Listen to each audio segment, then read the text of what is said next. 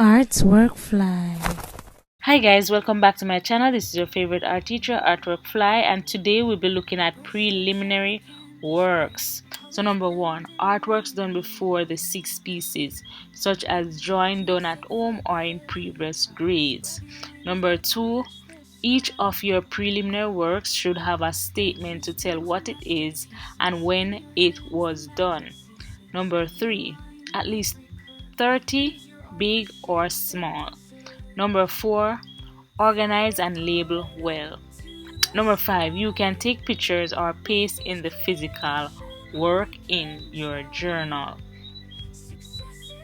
Alright, so this is an example.